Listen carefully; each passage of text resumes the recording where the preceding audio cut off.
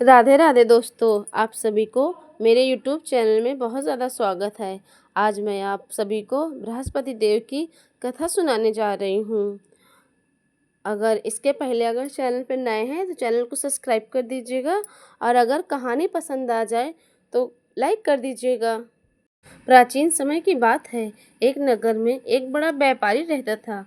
वह जहाज़ों से माल लदवाकर दूसरे देशों में भेजा करता था। वह जिस प्रकार अधिक धन कमाता था उसी प्रकार वह जी खोल कर दान भी करता था, परंतु उसकी पत्नी अत्यंत कंजूस थी। वह किसी को कुछ भी नहीं देना चाहती थी। एक बार सेठ जब बाहर व्यापार करने गया था तो पीछे से बृहस्पति देव ने उससे भिक्षा मांगी। तब व्यापारी की पत्नी बृहस्पति देव से बोली कि हे साधु महाराज, मैं इस दान पुण्य से तंग आ गई हूँ। आप कोई ऐसा उपाय बताएं जिससे मेरा सारा धन नष्ट हो जाए और मैं आराम से रह सकूं। मैं यह धन लूटा हुआ नहीं देख सकती। तब बृहस्पति देव ने कहा, हे देवी, तुम तो बहुत विचित्र हो और लोग धन और संतान से कोई दुखी नहीं होता है, और अगर अधिक धन है तो इसे शुभ कार्यों में लगाओ। कुंवारी कन्याओं का विवाह कराओ, नल और कुओं खुदवाओ, बाग बगीचों का निर्माण करवाओ, प्याऊ लगवाओ। ऐसे पुण्य कार्य करने से तुम्हारा लोक परलोक सार्थक हो सकता है। परंतु साधु की बातों में व्यापारी की पत्नी को खुशी नहीं मिली। साधु की इन बातों से वह बोली, मुझे ऐसे धन की आवश्यकता नहीं है जिसमें दान दूं।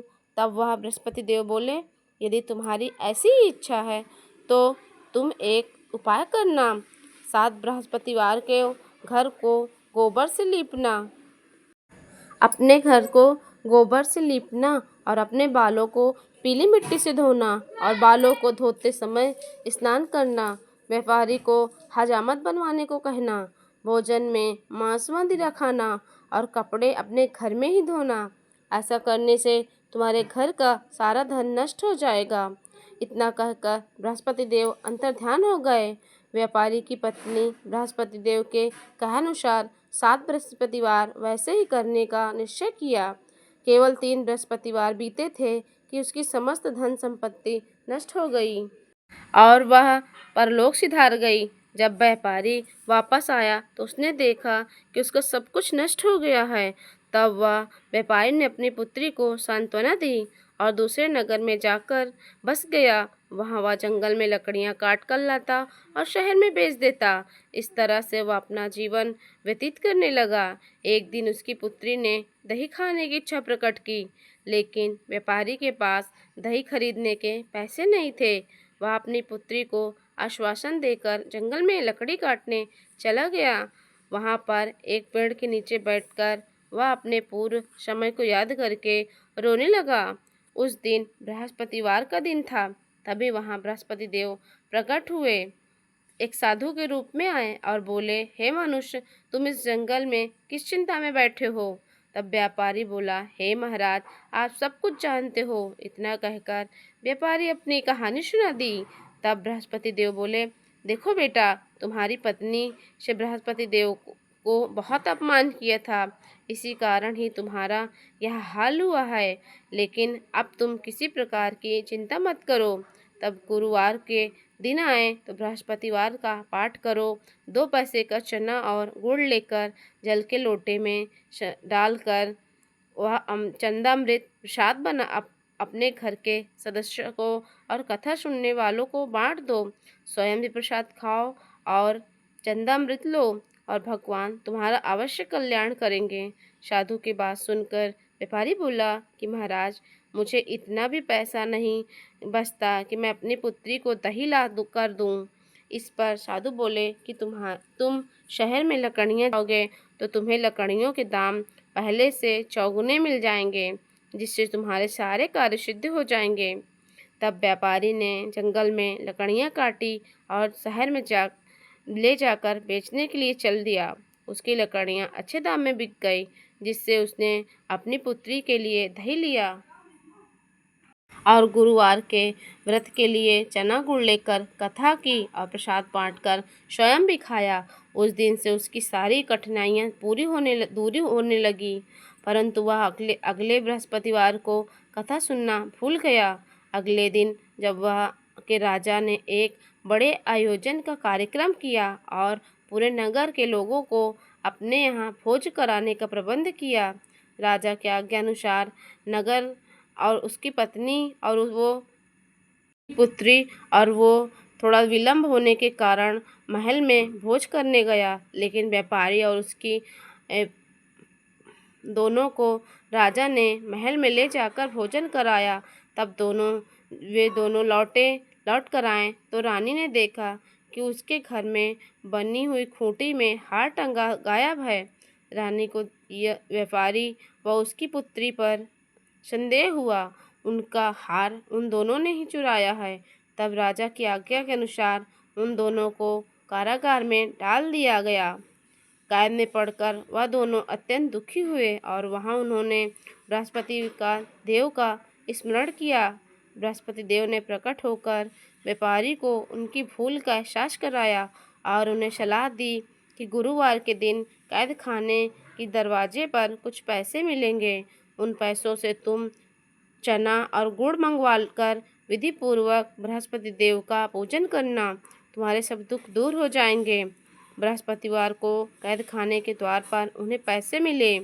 तभी बाहर सड़क पर जा रही महिला से व्यापारी ने उसे बुलाकर गुड़ और चने लाने को कहा। इस पर वह स्त्री बोली, मैं अपनी बहू के लिए गहने लेने जा रही हूँ, मेरे पास समय नहीं है। इतना कहकर वह स्त्री चली गई। थोड़ी देर बाद वहाँ से एक और स्त्री निकली। व्यापारी ने उसे भी बुलाकर कहा कि बहन, मुझे बृहस्पति देव की कथा कहनी है, तुम मुझे 2 पैसे का गुड़ और चना ला दो। बृहस्पति देव का नाम सुनकर वह स्त्री बोली, भाई, मैं तुम्हें अभी गुड़ और चना लेकर आती हूँ। मेरा इकलौता पुत्र मर गया है, मैं उसके लिए कफन लेने जा रही थी, लेकिन मैं तुम्हारा पहले काम करूँगी, इसके बाद मैं अपने पुत्र के लिए कफन लाऊंगी। वह स्त्री बाजार में व्यापारी के लिए गुड़ और चना ले आई और स्वयं भी बृहस्पति देव की कथा सुनी। कथा समाप्त होने पर वह स्त्री कफन लेकर अपने घर गई। घर पर लोग उसकी पुत्री की लाश को राम नाम सत्य है कहते हुए शमशान ले जाने की तैयारी कर रहे थे। तब वह स्त्री बोली, मुझे अपने लड़के का मुख देख लेने दो। वह अपने पुत्र का मुख देखकर उस स्त्री ने उसके मुख में चना और चंद्रामृत डाला। प्रसाद और चंद्रामृत के कारण वह लड़का पुनः जीवित हो गया। पहले स्त्री जिसने बृहस्पति देव का निरादर किया था, वह अपने पुत्र के विवाह हेतु गहने लेकर लौटी और जैसे ही उसका पुत्र घोड़े पर चढ़कर, वैसे ही घोड़े ने ऐसी छलांग मारी कि वह घोड़े से गिर गया और मर गया। यह देखकर स्त्री रो रो कर बृहस्पति देव से क्षमा याचना करने लगी। उस स्त्री की क्षमा याचना से बृहस्पति देव साधु के रूप में पहुंचकर कहने लगे कि हे देवी, तुम्हें अधिक विलाप करने की आवश्यकता नहीं है। यह सब बृहस्पति देव का अनादर करने के कारण हुआ है। तुम वापस जाकर मेरे भक्त से क्षमा मांगो और कथा सुनो, तभी तुम्हारी सारी मनोकामनाएं पूर्ण होगी। तब जेल में जाकर उस स्त्री ने व्यापारी से क्षमा मांगी और कथा सुनी। कथा के उपरांत वह चना और चंद्रामृत लेकर अपने घर वापस आ गई। घर आकर चना और चंद्रामृत अपने मृत पुत्र के मुख में डाला और चंद्रामृत के प्रभाव से उसका पुत्र पुनः जीवित हो उठा। उसी रात बृहस्पति देव राजा के स्वप्न में आए और बोले, हे राजा, तुमने जिस व्यापारी और उसकी पुत्री को जेल में डाल रखा है, वह बिल्कुल निर्दोष है। तुम्हारी रानी का हार वही खूंटी पर टंगा है। जब सुबह हुई तो राजा ने रानी के हार को खूंटी पर टंगा हुआ देखा।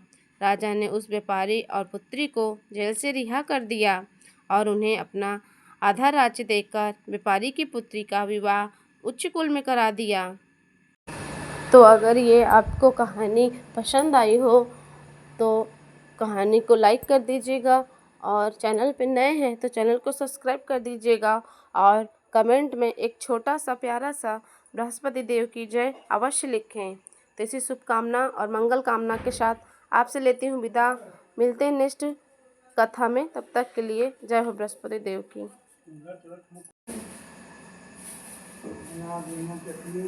खाना नहीं, उनको